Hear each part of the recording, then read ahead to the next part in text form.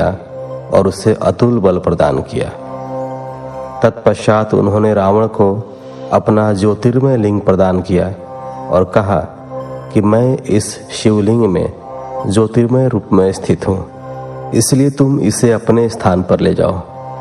पर एक बात का ध्यान रखना कि इसे रास्ते में कहीं भी भूमि पर न रखना, अन्यथा तुम इसे आगे नहीं ले जा सकोगे और यह वहीं पर स्थित हो जाएगा। तब भगवान शिव का आशीर्वाद एवं शिवलिंग लेकर राक्षस राज रावण वहां से अपने घर लंका की ओर चल दिया। रास्ते में शिव जी की माया से रावण को लघुशंका की इच्छा हुई और वह शिवलिंग एक ग्वाले को पकड़ाकर चला गया। ग्वाले ने थोड़ी देर तक तो वह शिवलिंग पकड़े रखा, परंतु अधिक भारी होने के कारण उसने लिंग को जमीन पर रख दिया। फिर तो वह शिवलिंग वहीं पर स्थित हो गया। यह संसार में वैद्यनाथेश्वर के नाम से प्रसिद्ध हुआ। इसके दर्शनों से सभी अभीष्ट कार्यों की सिद्धि होती है, वह पापों का नाश होता है। यह सत्पुरुषों को भोग और मोक्ष देने वाला है। जब रावण को वापस आने पर यह ज्ञात हुआ कि शिवलिंग वहीं स्थित हो गया है, तो वह दर्शन के पश्चात लंका लौट गया। लंका पहुंचकर रावण ने शिव जी से वर प्राप्ति की सभी बातें अपनी प्रिया मंदोदरी को बताई। उधर जब देवताओं को ज्ञात हुआ कि भगवान शिव के ज्योतिर्लिंग की स्थापना हो गई है, तो सबने वहां आकर विधिवत शिवलिंग का दर्शन व पूजन किया। परंतु रावण के वरदान प्राप्ति के विषय में सुनकर देवता घबरा उठे। तब उन्होंने देवर्षि नारद को लंकापति के पास भेजा। नारद जी रावण के पास गए और बोले, हे राक्षस राज, आपको भगवान शिव ने बलशाली होने का वर प्रदान किया है, परंतु आपने अपने बल की परीक्षा तो की ही नहीं। इसलिए आपको कैलाश पर्वत को ही हिलाकर अपने बल व पराक्रम की परीक्षा करनी चाहिए। तब रावण कैलाश पर्वत के निकट पहुंचकर उसे उखाड़ने की कोशिश करने लगा, जिससे कैलाश पर्वत डोलने लगा। यह देखकर शिव जी बोले कि यह पर्वत क्यों हिल रहा है। तब देवी पार्वती व्यंग करते हुए बोली, हे देव, आपके शिष्य अपने गुरु की सेवा कर रहे हैं। यह जानकर कि राक्षस राज रावण कैलाश पर्वत को हिला रहा है, महादेव जी को क्रोध आ गया। वे रावण को शाप देते हुए बोले, ऐ दुर्बुद्धि रावण, तू बल पाकर घमंडी हो गया है और मेरे ही निवास स्थान पर अपने बल का प्रयोग कर रहा है। मैं तुझे शाप देता हूं कि तेरा घमंड नष्ट हो जाएगा और तेरी इन भुजाओं को काटने वाला पुरुष शीघ्र ही प्रकट होगा। यह सुनकर रावण को कोई दुख नहीं हुआ और वह प्रसन्न मन से लंका लौट आया। उसने मन ही मन त्रिलोक को अपने वश में करने की प्रतिज्ञा कर ली। मैंने आपको वैद्यनाथेश्वर नामक शिवलिंग का महात्म्य सुनाया, जो कि मनुष्य के समस्त पापों का नाश करने वाला तथा शिवलोक की प्राप्ति कराने वाला है। 29वां अध्याय। दारुका राक्षसी एवं राक्षसों का उपद्रव। सूत जी बोले, हे ब्राह्मणों, प्राचीन समय में एक राक्षस था। उसका नाम दारुक तथा उसकी पत्नी का नाम दारुका था। वे दोनों पश्चिम में स्थित सुंदर वन में रहा करते थे, जो कि समुद्र से बहुत नजदीक था। वह वन 64 कोस लंबा और चौड़ा था। वहां के रहने वाले मनुष्य उन दोनों राक्षस राक्षसी के अत्याचारों से बहुत दुखी रहते थे। एक दिन वे सभी ऋषि ओर्व के पास पहुंचे और उन्हें अपना दुख सुनाया तथा प्रार्थना की। हम आपकी शरण में आए हैं, हमारी रक्षा कीजिए। तब उनकी प्रार्थना सुनकर ऋषि ओर्व बोले, आप लोग इस प्रकार चिंतित न हो, अधर्मियों का नाश अवश्य ही होता है। उन्हें धैर्य देकर ऋषि ने वहां से भेज दिया। फिर स्वयं तपस्या करने लगे ताकि संसार का कल्याण हो। उधर दानवों से तंग आकर देवताओं ने उन पर आक्रमण कर दिया। देवताओं और दानवों के बीच बड़ा भयानक युद्ध होने लगा।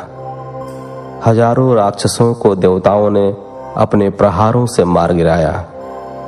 राक्षसों को इस प्रकार प्रताड़ित होता देखकर दारुका को अपना वर याद आ गया। उसने राक्षसों से कहा कि आप लोग इस प्रकार भयभीत न हो, मैं आपका भय अवश्य ही दूर करूंगी। यह कहकर दारुका ने राक्षसों की उस नगरी को उठाकर समुद्र के मध्य में स्थित कर दिया। अब सारे राक्षसों को भय से मुक्ति मिल गई। एक दिन दारुका घूमती हुई पुनः धरती पर आ गई। तब उसने देखा कि एक डोंगी में बहुत से मनुष्य बैठकर समुद्र की ओर से पृथ्वी पर आ रहे हैं। दारुका ने जाकर राक्षसों को सूचना दी कि असंख्य मनुष्य समुद्र में हैं। राक्षसों ने उन मनुष्यों को पकड़कर अपने जेलखाने में कैद कर लिया। उन मनुष्यों में एक सुप्रिय नामक बनिया भी था, जो भगवान शिव का परम भक्त था। उसने कारावास में ही भगवान शिव का पार्थिव लिंग स्थापित किया और उसकी विधि पूर्वक आराधना करनी आरंभ कर दी। उसे शिव जी का पूजन करते देखकर अन्य मनुष्य भी उसके साथ शिव जी की आराधना करने लगे। उन्हें भगवान शिव की पूजा करते करते काफी समय व्यतीत हो गया। राक्षस उन्हें हैरानी से देखते, पर उनकी समझ में नहीं आता था कि वे किसकी पूजा कर रहे हैं।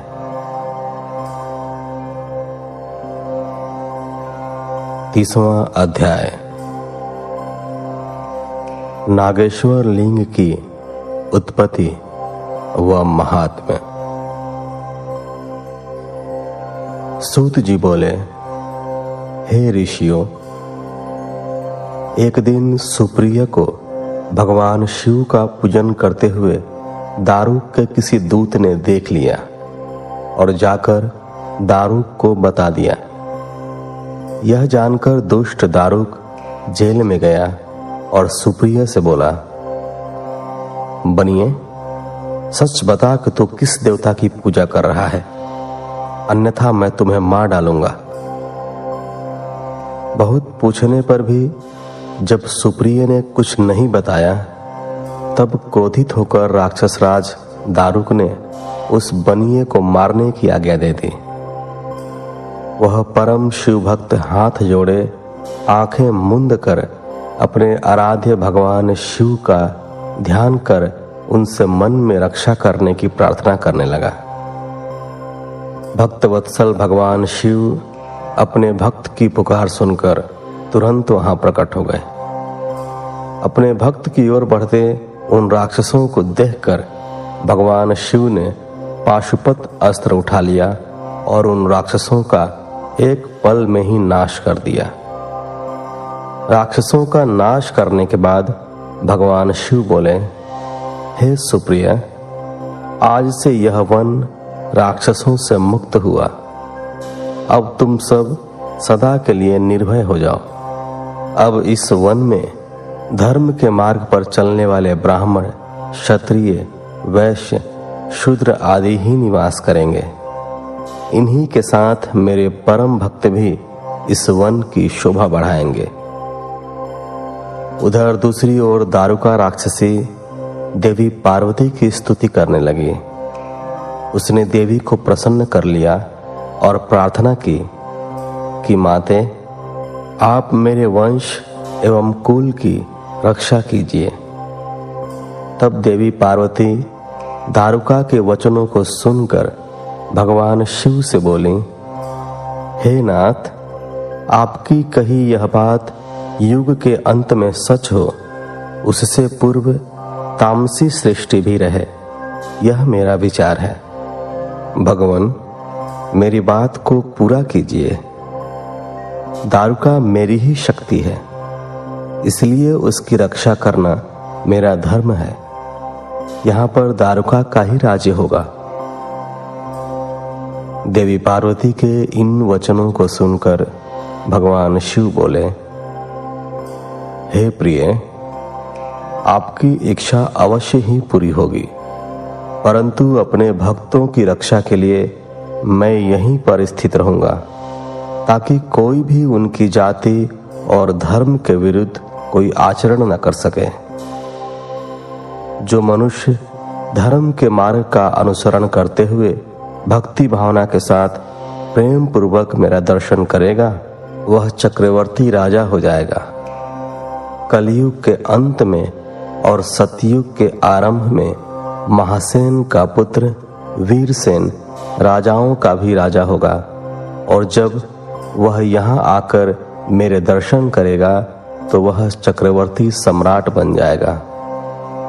यह कहकर भगवान शिव और देवी पार्वती वहां ज्योतिर्मय रूप में पार्थिव लिंग में स्थित हो गए। त्रिलोकीनाथ भगवान शिव नागेश्वर नाम से व देवी पार्वती नागेश्वरी नाम से प्रसिद्ध हुई। भगवान शिव पार्वती अनेक प्रकार की लीलाएं करते हुए वहां स्थित हो गए। यह नागेश्वर ज्योतिर्लिंग तीनों लोकों का कल्याण करने वाला एवं सभी कामनाओं को पूर्ण करने वाला है। नागेश्वर ज्योतिर्लिंग के प्रादुर्भाव की कथा सुनने या पढ़ने से महापातकों का नाश होता है। कथा संपूर्ण मनोरथों को पूर्ण करने वाली है।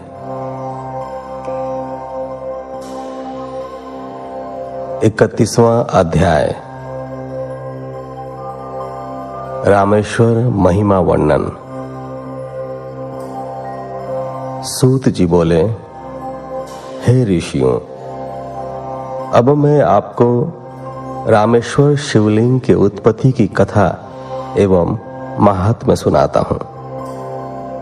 भगवान श्री हरि विष्णु ने अयोध्या के राजा दशरथ के घर उनके बेटे राम के रूप में अवतार लिया, ताकि वे दुष्ट राक्षस राज रावण का संहार करके पृथ्वी को दुष्टों से मुक्त करा सकें। श्री राम का विवाह जनक नंदिनी देवी सीता से हुआ था। अपनी माता कैकेयी के मांगे वरदान के अनुसार वे 14 वर्षों के लिए वनवास गए। एक दिन जब श्री राम व लक्ष्मण कुटिया से बाहर गए, तब रावण ने सीता का हरण कर लिया और उन्हें लंका ले गया। श्री राम अपनी पत्नी की खोज करते हुए अपने भाई लक्ष्मण के साथ किष्किंधा पहुंचे। वहीं पर उनकी मित्रता सुग्रीव से हुई, जिसे उसके भाई बाली ने राज्य से निकाल दिया था। तब श्री राम ने उसकी सहायता की। श्री राम ने बाली को मारकर सुग्रीव को किष्किंधा का राजा बना दिया। सुग्रीव ने श्री राम की पत्नी देवी सीता की खोज के लिए अपनी वानर सेना को चारों ओर तलाश करने के लिए भेजा। वानरों में श्रेष्ठ हनुमान ने माता सीता को लंका में ढूंढ लिया और श्री राम का संदेश उन तक पहुंचाया। जब श्री राम को ज्ञात हुआ कि उनकी पत्नी का हरण लंकाधिपति रावण ने किया है, तो उन्होंने वानर सेना के साथ लंका की ओर प्रस्थान किया। जब उनकी सेना दक्षिणी छोर पर समुद्र के किनारे पहुंची, तो उन्हें चिंता हुई कि सेना इस अथाह सागर को कैसे पार करेगी। वे इसी सोच में डूब गए। श्री राम को प्यास लगी और उन्होंने पानी मांगा। जब वानर उनके लिए पानी लेकर आए, तब उन्हें स्मरण हुआ कि आज उन्होंने अपने आराध्य का दर्शन व पूजन तो किया ही नहीं। तब श्री राम ने जल नहीं पिया और भगवान शिव का पार्थिव लिंग स्थापित करके उसका विधि पूर्वक 16 उपचारों से पूजन किया और भक्ति भाव से हाथ जोड़कर प्रार्थना की। श्री राम बोले, हे देवादिदेव, त्रिलोकीनाथ, भक्त वत्सल भगवान शिव, मेरी सहायता कीजिए। आपके सहयोग के बिना मेरा कार्य पूर्ण नहीं हो सकता। मैं आपकी शरण में आया हूं, मुझ पर अपनी कृपा दृष्टि कीजिए। इस प्रकार प्रार्थना करके राम जी अपने आराध्य की स्तुति में निमग्न हो गए। तब भगवान शिव ने प्रसन्न होकर दर्शन दिए और बोले, हे राम, तुम्हारा कल्याण हो, वर मांगो। अपने सामने साक्षात त्रिलोकीनाथ शिव को पाकर श्री राम अत्यंत हर्षित हुए और हाथ जोड़कर उनको प्रणाम करते हुए स्तुति करने लगे। उन्होंने शिव जी से युद्ध में विजयी होने का वर मांगा तथा भगवान शिव से जगत के कल्याण हेतु वहीं निवास करने की प्रार्थना की। श्री राम के वचन सुनकर कल्याणकारी शिव बहुत प्रसन्न हुए एवं बोले, हे राम, तुम्हारा मंगल हो। युद्ध में तुम्हारी जीत अवश्य होगी, क्योंकि तुम सत्य और धर्म के मार्ग का अनुसरण कर रहे हो। यह कहकर शिव जी श्री राम द्वारा स्थापित उस शिवलिंग में ज्योतिर्मय रूप में स्थित हो गए। उस दिन से वह लिंग जगत में रामेश्वर नाम से प्रसिद्ध हुआ। इसी शिवलिंग के पूजन के फल के रूप में श्री राम की सेना को समुद्र पार करने का मार्ग मिल गया और वह युद्ध में विजयी हुए। श्री राम ने रावण एवं अन्य राक्षसों का संहार किया और अपनी पत्नी सीता को मुक्त कराया। यह रामेश्वर ज्योतिर्लिंग भक्तों को भोग और मोक्ष प्रदान करने वाला है। इस शिवलिंग को गंगाजल से स्नान कराने से मोक्ष की प्राप्ति होती है और मनुष्य जीवन मरण के बंधनों से मुक्त हो जाता है। रामेश्वर ज्योतिर्लिंग की महिमा सुनने वालों के सभी पापों का नाश हो जाता है।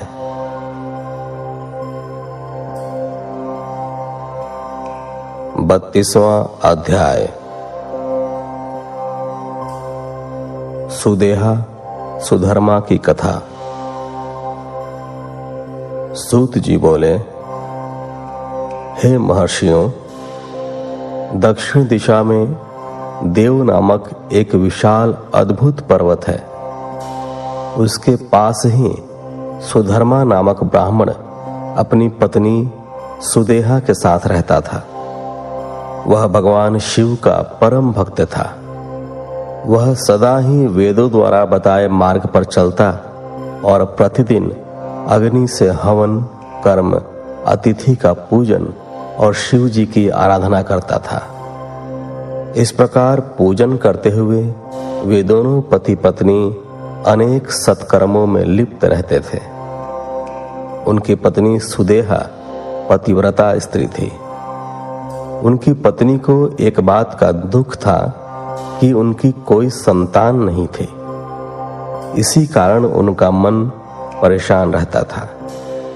जब भी सुदेहा अपने पति से इस विषय में कहती तो वह उन्हें समझाते कि पुत्र प्राप्ति से क्या लाभ है।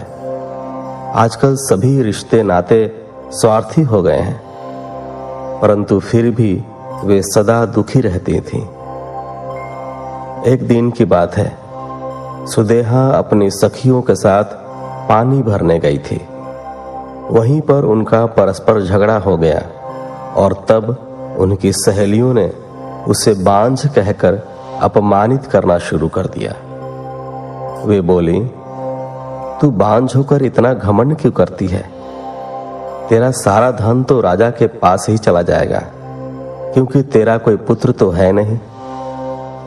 दुखी मन से सुदेहा घर लौट आई। उसने सारी बातें अपने पति को बताई। उन्होंने अपनी पत्नी को बहुत समझाया, परंतु वह कुछ भी मानने को तैयार नहीं थी।